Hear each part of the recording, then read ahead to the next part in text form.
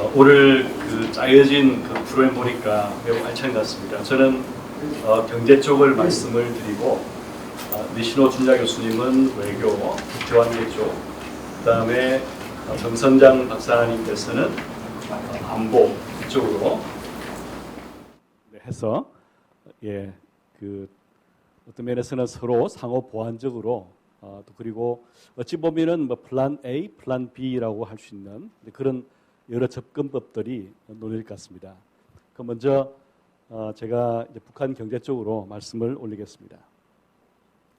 그동안 북한 문제를 이야기할 때 가장 많이 논의된 주제가 아마 비핵화 또 통일론 아니겠습니까? 근데 그에 비해서 상대적으로 덜 논의됐던 것이 북한 경제 개발 문제 같습니다.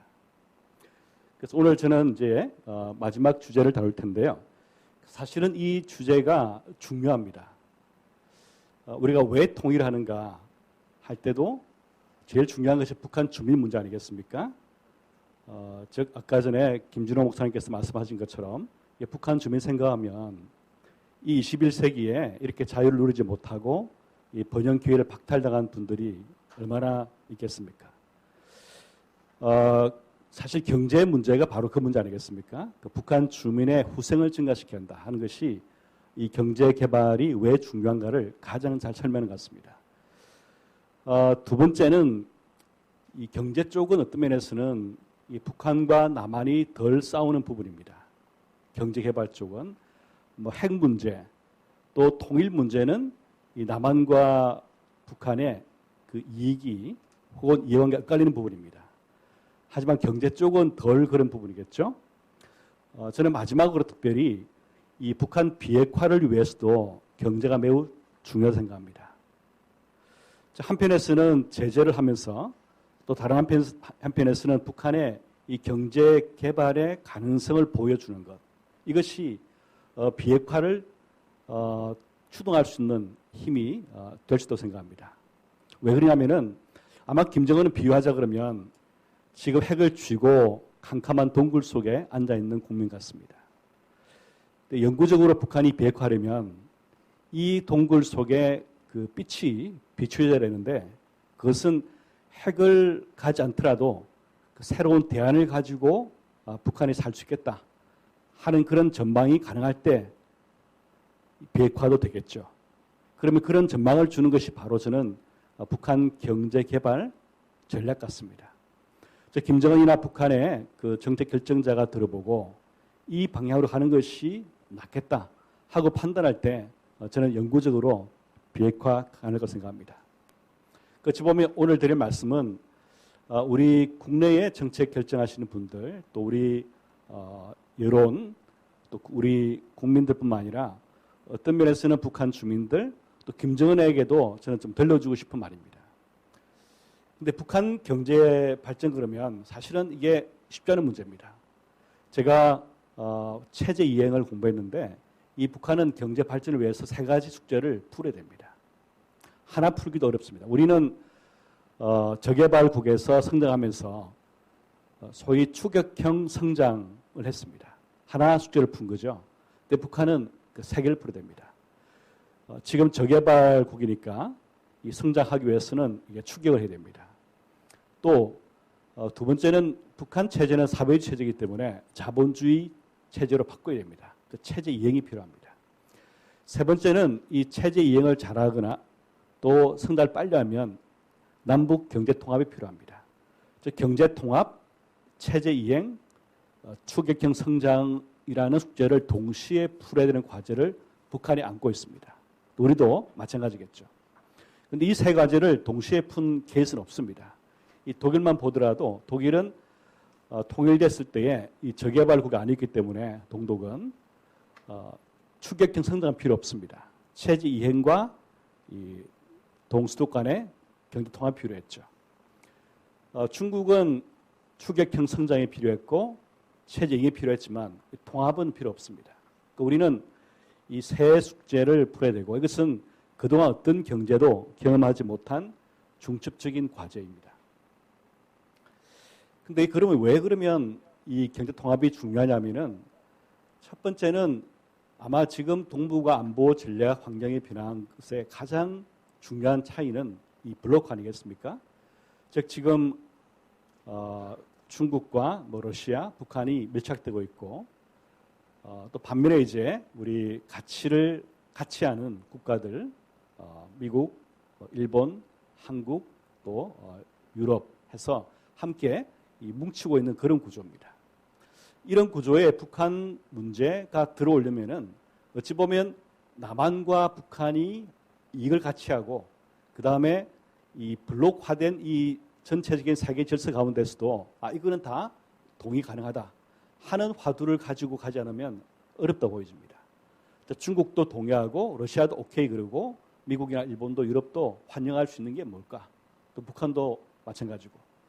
저는 그게 경제 통합이라고 생각합니다. 이 남북 경제가 모두 혜택을 보는 거죠. 그다음에 영구적 비핵화에 기여할 수 있고요. 북한은 영구적 비핵화를 하기 위해서는 핵을 가지 않은 채 살 길을 확인하고 그 길이 열렸을 때 아마 영구적 비핵화를 할 겁니다. 그러면 북한 경제가 세계 경제에 편입이 되게 되면 핵을 더 이상 개발할 요인이 없겠죠. 즉 핵을 개발하거나 사용하게 되면은 완전히 국제사회에서 떨어져 나와서 고립되거나 경제 충격이 워낙 크기 때문입니다. 저는 그리고 이 통일과는 더 바람직한 길도 이걸 생각합니다. 먼저 효과를 보면은 경협을 하고 경제를 통합시키게 되면은 이 통합이 한국 경제 성장률의 연평균 0.5%포인트 추가 성장률이 있습니다. 즉, 이 통합이 없이 남한 경제가 성장하는 것이 보통 한 1%, 2% 정도라 그러면 이 남북 경제가 통합이 되면은 거기에 0.5%포인트를 추가해서 1.5%포인트 혹은 2.5%가 되는 거죠. 한 1년에 일자리가 한 3만 개에서 5만 개까지 더 만들어집니다. 즉 북한 문제는 잘 풀면은 소위 대박이 될 수 있습니다. 따라서 이 북한 경제 개발을 우리가 이 부담으로만 생각이 아니라 잘 할 수 있는 가능성이 보여지면 이것은 우리에도 큰 혜택이 되고 북한은 물론입니다. 우리가 통일로 가는 길은 이 경협을 하고 그 다음에 경제를 통합시키고 그 다음에 정치 통일하는 것이 가장 바람직합니다. 이게 플랜 A입니다. 물론 이제 이렇지 못할 때 이제 플랜 B도 우리가 준비할 필요가 있겠죠. 통일을 나눈다 그러면 이 점진 통일과 급진 통일인데 급진 통일은 이 독일처럼 경제 통합과 정치 통일을 동시에 일하는 경우고 점진적인 통일은 경협을 하고 경제를 통합시키고 통일로 가는 것이는 플랜 A라 생각합니다. 플랜 B는 밑에 것인데 이건 준비하는 거죠. 또 영어로 말씀을 드리면 이 플랜 B는 이 프리페어하는 겁니다. 준비하는 거예요. 플랜 A는 정책으로 퍼스우하는 겁니다. 추진하는 거죠.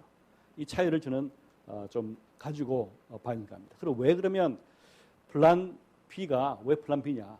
코스트입니다. 결국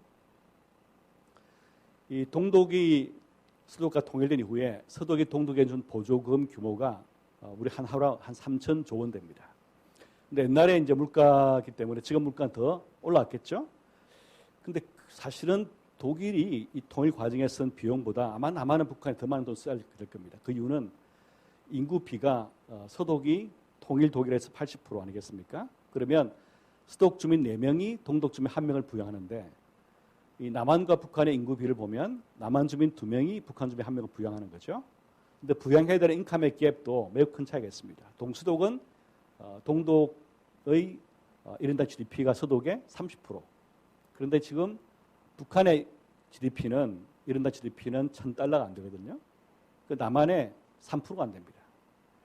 그러면 남한 주민 2명이 북한 주민 1명을 부양해야 되는데 부양해야 되는 인컴 갭도 매우 크겠죠. 이게 코스트입니다. 어떤 분들은 교수님이 전공이 체제 이행이니까 정책을 잘 세워서 이런 통일 비용 없이 급진 통일하는 방안을 마련해 보라 하실지 모르겠으나 그런 거 없습니다. 안 돼요. 왜 안 되냐면 이 구조적인 문제입니다. 갑자기 통일이 되면은 북한에는 생산하는 게 별로 없으니까 남한의 제품들이 북한에 가겠죠. 즉 북한 물가 수준이 급등합니다. 근데 소득은 지금 북한의 가구당 소득이 중위 소득이 40불 정도입니다. 한 달 소득이. 그 40불로 어떻게 생활합니까? 4인 가족이. 생각 못하죠. 근데 한 나라이기 때문에 당연히 그러면 보조를 해야 되겠죠. 이게 문제입니다. 자, 이렇게 인감의 격차가 큰 상황에서 갑자기 통일되면 나타나는 이 구조적인 문제를 아무리 좋은 정책을 쓰더라도 해결할 수 없어요. 어떤 분들은 급진 통일되더라도 이 북한 주민 넘어오지 못하게 막자는 분이 계세요. 그런 것은 요즘 국제사회의 질서에 전혀 맞지 않는 이야기입니다. 우리가 총을 들고 북한 주민 못 넘게 막는 게 말이 되겠습니까? 그러면서 그동안 통일된 노래를 부른 것이 얼마나 이게 앞뒤가 안 맞는 말이겠습니까? 결국 북한 주민이 자유롭게 넘어올 수 있도록 할 수밖에 없는데 이제 그런 경우에 코스트겠죠. 그뿐만 아니라 저는 지금 이제 경제 위기를 보면서 이런 걱정까지 됩니다. 사실은 이 공부를 하는 게 걱정을 많이 하는 지름길 같기도 합니다. 지금 이 경제 위기 상태에서 만약에 북한이 매우 위험해지면 아마 남한의 환율이나 금리가 견딜 수 있을까? 즉 지금 환율이 일대 한 1,400 정도라 그러면 앞에 앞자가 이자가 될 수 있습니다. 그러면 우리 정부가 금리를 올려야 되고 금리 올리면 가계부채 또 우리 기업부채 감당할 수 있겠습니까? 특별히 이 타이밍도 문제예요. 따라서 저는 급진 통일은 준비를 하고 이 점진 통일을 퍼스하자, 추진하자 그 생각합니다. 그럼 어떻게 할 것이냐? 이런 경제적인 통합 과정을 가장 잘 보여준 예가 EU 유럽연합 통합 과정입니다. 물론 유럽연합 과정이란 것이 남북한의 과정에 그대로 적용하는 문제가 있습니다. 왜냐하면 그때 유럽 국가들은 다 시장 경제를 하고 있잖아요. 민주주의잖아요. 그런데 북한은 지금 독재, 권위주 체제에다가 시장 경제가 아닌 사회 체제니까요. 이걸 바꾸어 가면서 통합을 할 수밖에 없습니다. 전략이 뭐냐?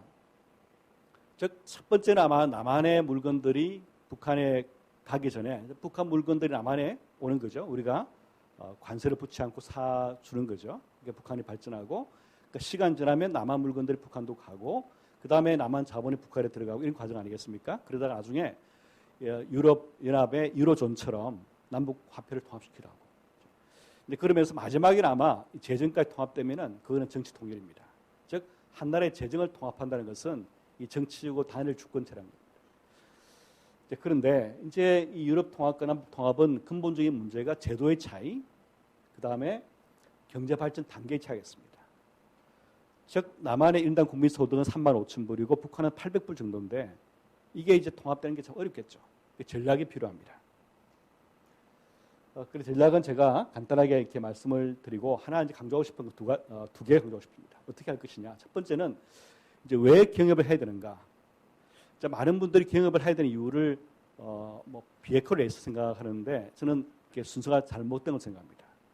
자, 북한이 경협을 먼저 하고 제재를 풀고 비핵화하겠다는 것은 오히려 이 북한의 노림수에 빠지는 하수라 생각합니다. 근데 왜 그럼 경협이 필요하냐? 이 경협을 해야지만 이 북한의 시장 경제 제도가 확대될 수 있거든요. 그 뿌리 낼 수 있거든요. 그 말씀은 이 경협을 목적 지향적으로 해야 됩니다. 그동안 경협은 카테고리를 정해서 경협은 무조건 좋다, 무조건 나쁘다고 생각했습니다. 그러나 제 생각은 이 좋은 경협, 나쁜 경협이 있어요. 전문가 보면은 어떤 경협은 어디로 들어가서 누구에게 이걸 주고 이것이 정권에 미치는 영향, 북한 주민의 혜택들을 다 볼 수 있습니다. 이럴 때에 이 좋은 경협을 하고 나쁜 경협을 하지 않는 게 좋겠죠.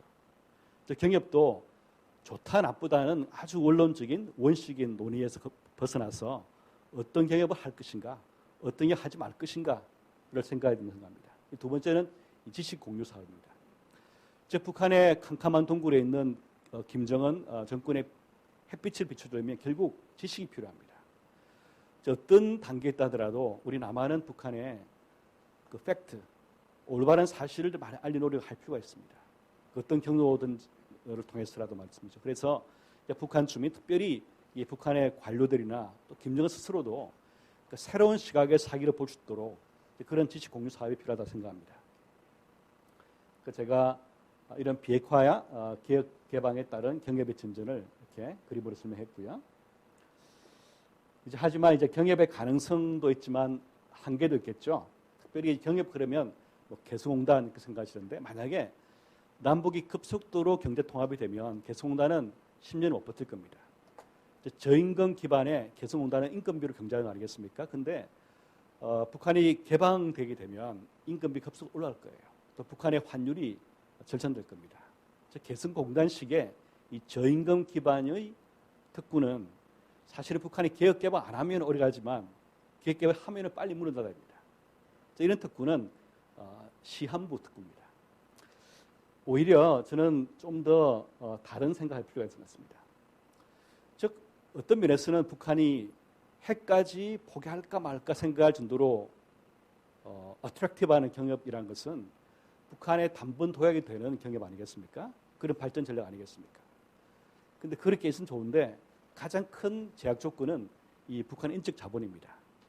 즉 과연 남한의 기술과 자본이 북한에 들어가서 북한 주민을 고용했을 때에 북한 주민이 일을 잘 할 수 있을까 하는 문제겠죠. 그런데 인적 자본 차이가 워낙 크기 때문에 아마 잘 안 될 거라 보여집니다. 특별한 분야를 제외하고는. 예를 들어서 남한의 삼성전자가 북한 가서 대규모 투자를 했다. 근데 거기 일할 사람들이 얼마나 많겠습니까? 그게 문제겠죠. 즉 남한의 자본 기술을 우리가 공유할 수 있겠지만 문제는 북한 주민의 인적 자본이 제약 조건입니다. 그래서 어떤 전략이 필요할까? 자, 이런 본격적인 북한 개발 전략을 가동시키기 전에 저는 이게 북한 주민의 인적 자본 역량을 키워야 생각합니다. 그게 가장 좋은 것이 뭐냐면 아마 NGO나 우리 시민사회에서 하는 소형 경영 같아요. 즉, 이 북한 주민과 일대일로 만나서 그분들의 지식을 전수하고 시장에서 살 수 있는 여러 가지 역량들을 길러주고 하는 것들이 훨씬 효과적입니다. 우리가 볼 때는 뭐 도로 닦아주고 인프라가 더 좋겠다는 거지만 그거는 나중에 올 것 같습니다.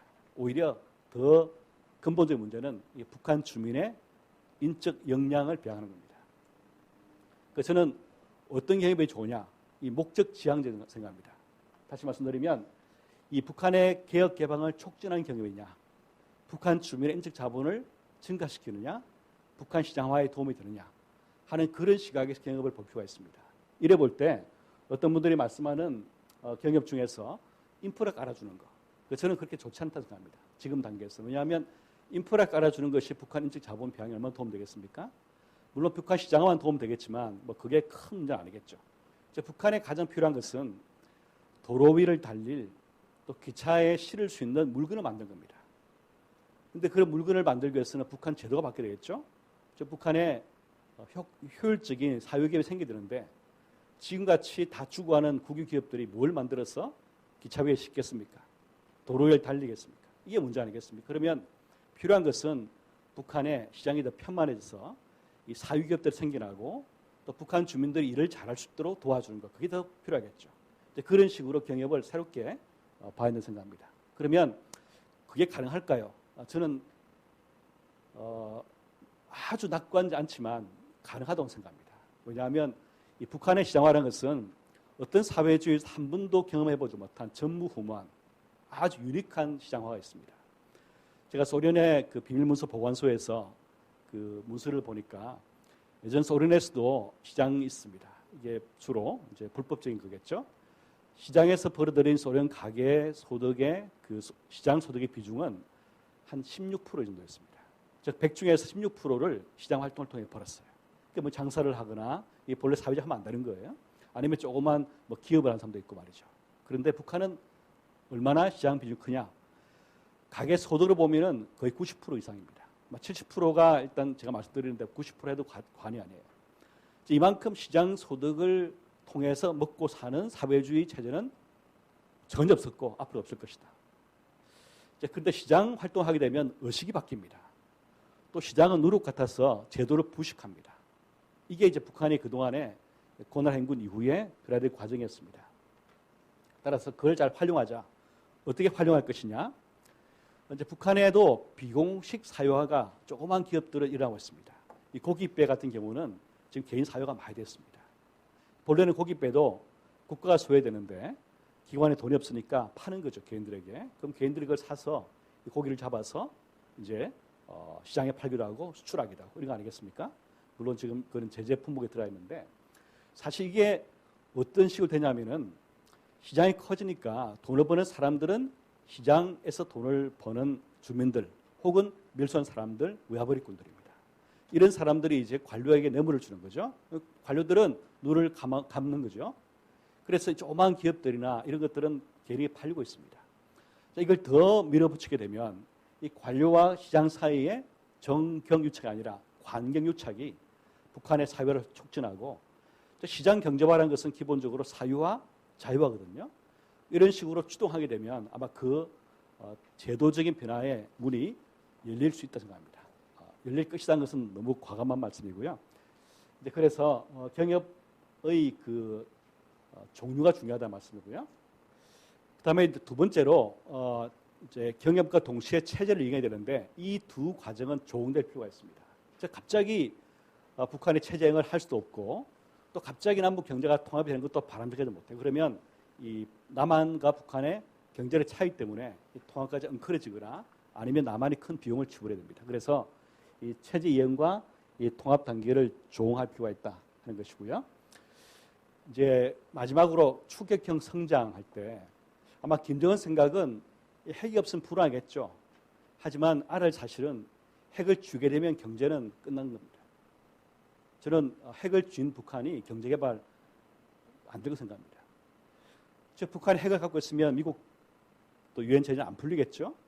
물론 중국이나 러시아가 도와주겠지만 그걸로는 북한 경제가 성장할 수 없습니다. 연명은 되겠지만 성장 못할 거예요. 핵을 쥔 북한의 미래는 매우 암울합니다. 제가 김정은 만나면 가능할지 모르겠습니다만 소장님 만나실 수 있을까요? 만나시면 꼭 그렇게 말씀 전해주세요. 새로운 길이 있다. 21세기형 북한 개발 전략이 있다. 그게 뭘까? 저는 거꾸로 생각해 봤습니다. 우리가 보통 이 경제 발전 그러면 우리가 성장했듯이 처음에는 경공업하고 그다음에 중화공업하고 첨단으로 하잖아요. 근데 북한은 이거 하려면 시간 오래 걸리고 김정은한테 신발부터 만들고 옷부터 만들어 팔으라고 그러면 얼마나 한심하게 생각하겠습니까? 오히려 저는 이 북한의 저개발의 이점이 생각합니다. 저개발이라는 것이 이점이 있는 거죠. 뭘까? 아무것도 없다는 게 이점입니다. 사실 남한은 경제 발전의 기회는 있습니다만 활용 못하는 것이 이 기득권 싸움 때문에 진도가 안 나가요. 또 우리는 지금 경제 발전 과정에서 환경을 많이 오염시켰습니다. 북한은 가장 탄소 배출량이 적은 나라 중 하나입니다. 경제 발전 안 됐으니까요. 근데 21세기 가장 희소한 재화가 뭐겠습니까? 뭘 그리겠습니까? 저는 오히려 청정 환경 생각합니다.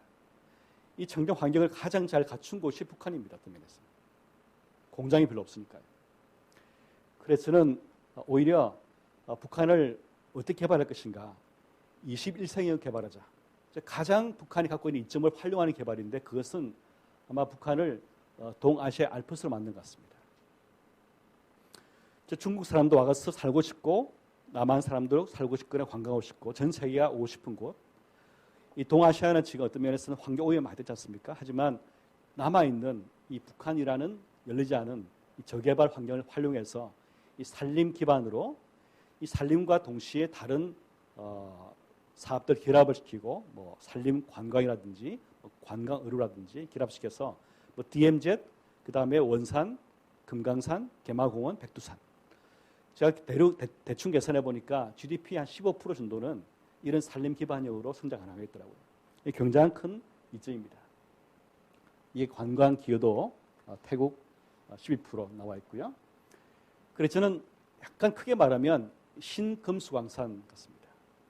북한이 21세기에 청정 환경을 유지한 상태에서 남북 경제가 통합이 되고 또 남한에서는 테스트해 볼 수 없는 기득권 싸움 때문에 그런 것들을 북한에 적용해서 해보자 생각합니다. 이게 그림이고요. 그래서 마지막으로 결론은 3P입니다. 하나는 그동안 보면 우리 대북 정책이나 또 경협 이런 것들이 무조건 경협, 무조건 반경협이었습니다. 그럴 필요가 없는 것 같아요. 그래서 대북 정책이라 말할 때 이 퍼스펙티브, 어떤 시각에 접근할 것이냐, 큰 시각에 조망하자. 두 번째는 퍼포스, 목적을 두는 거죠. 북한의 체제 이행, 북한의 경제 발전, 북한 주민의 후생 증가, 시장화 촉진. 그 다음에는 계획을 세우자. 이 플랜 해서 이 퍼스펙티브, 그 다음에 퍼포스, 플랜 이런 3P를 대북 정책의 폴리시에 근간 삼자 생각합니다. 감사합니다. 수고 많으셨습니다. 수십 년간 북한 경제를 연구해 오시면서 노심초사 하셨는데 아마 가장 그중에 값진 이런 참신한 재원의 말씀을 하신 것 같습니다. 참 어렵습니다. 북한의 이제 경제 얘기만 따로 하기에는 굉장히 또 이제 부분적이고 또 교수님께서 체제 이행과 관련해서 연관선상에서 이제 경제 발전에 대해서 말씀하셨는데 저도 이제 가장 새롭게 다가왔던 점이 기존에는 이제 북한과 이제 기존 정부에서도 북한 경협에 대해서 굉장히 많이 강조하면서 추진하고자 했습니다. 근데 그때 특징은 인프라 구축이었어요. 근데 인프라 구축보다는 지금은 소비재에 더 중점을 두고 그들이 발전할 수 있도록 먼저 이제 추동력을 확보하자 이런 말씀을 하신 것 같습니다. 그래서 굉장히 참신하고 또 조개발이라는 또 제로 상태에 있다는 이런 부분들이 그걸 활용해서 이제 산림 환경 이런 부분들을 갖다가 이제 이렇게 관광객 유치 관광 산업을 조성하자는 말씀도 하셨는데 굉장히 참신한 부분이라고 생각됩니다. 100% 공감하고요. 하지만 북한의 입장에서는 저희가 이제 계속 연구를 하면서 역시도 이제 뭐 어떤 정답을 찾기가 어려운 부분인데 경제와 이제 곧 이제 안보에 대해서도 발표 있겠습니다만은 경제와 안보를 희생하면서까지도 핵을 개발했죠. 교수님께서 이제 핵을 갖고 있는 한 이런 경제 발전은 없다 이렇게 명확하게 말씀해 주셨습니다. 앞으로 좀 더 이제 좀 더 깊이 이렇게 연구해야 될 부분이라고 생각되고요.